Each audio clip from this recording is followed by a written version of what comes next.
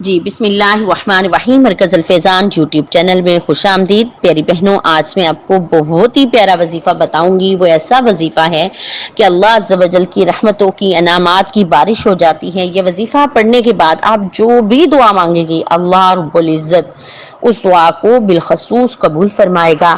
ہمیشہ یاد رکھیے کہ اللہ عز و جل کے ٹوٹل نام جو ہے وہ 4000 ہیں، جس میں سے 300 توریت میں ہیں، 300 زبور میں ہیں اور 300 جو ہے انجیل میں ہیں۔ یہ 900 نام ہو گئے اور 99 نام جو ہے وہ قرآن پاک میں موجود ہیں۔ اس طرح ایک نام اللہ عز و جل کا ذاتی ہے، وہ اللہ عز و جل اور اس کے بتانے پر، اس کے عطا کردہ علم پر اللہ عز و جل کے نیک بندے ہی جانتے ہیں۔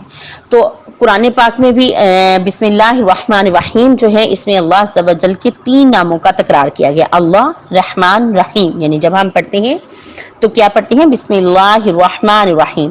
تو علماء کرام فرماتے ہیں کہ جس نے ان 3 ناموں سے اللہ کو پکارا تو گویا اس نے اللہ کو 4000 ناموں سے پکار لیا۔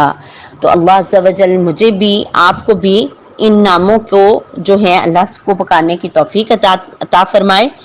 تو پیاری بہنوں، آج میں آپ کو ایک بہت ہی پیارا وظیفہ بتانے والی ہوں کہ آپ نے 2 رکعت نفل پڑھنے ہیں صلاۃ الحاجت کے۔ نیت کیسے کرنی ہے؟ 2 رکعت نماز نفل وقت نماز صلاۃ الحاجت پڑھتی ہے اللہ کے واسطے، منہ میں رکھ شریف کی طرف اللہ اکبر کہنے کے بعد ثنا پڑھنی ہے۔ ثنا کے بعد آپ نے سورہ فاتحہ پڑھنی ہے، 3 بار اللہ پاک توفیق دے تو سورہ اخلاص پڑھنی ہے۔ اس کے بعد رکوع کرنا ہے اور جب سجدے میں جانا ہے 3 بار سبحان ربی الاعلی جب پڑھنی ہے تو اس کے بعد کیا کرنا ہے؟ یا ارحم الراحمین، یا ارحم الراحمین، اس کا ترجمہ کیا ہے؟ اے سب مہربانوں سے بڑھ کر میرے مہربان رب۔ یہ 101 بار آپ نے سجدے میں جا کر پڑھنا ہے، یعنی 4 سجدے ہوں گے، 404 بار آپ نے پڑھنا ہے، اور 3 دن، 5 دن، 7 دن، اور جب تک آپ کا مقصود اور حصول اور مطلوب آپ کو مل نہیں جاتا تب تک آپ نے ان 2 رکعت نفل کی تکرار کرتے رہنا ہے۔ یہ صلاۃ الحاجت کے ہیں۔ تو اللہ عز و جل مجھے بھی آپ کو بھی اللہ عز و جل کی رحمتوں سے مستفید ہونے والا بنا دے۔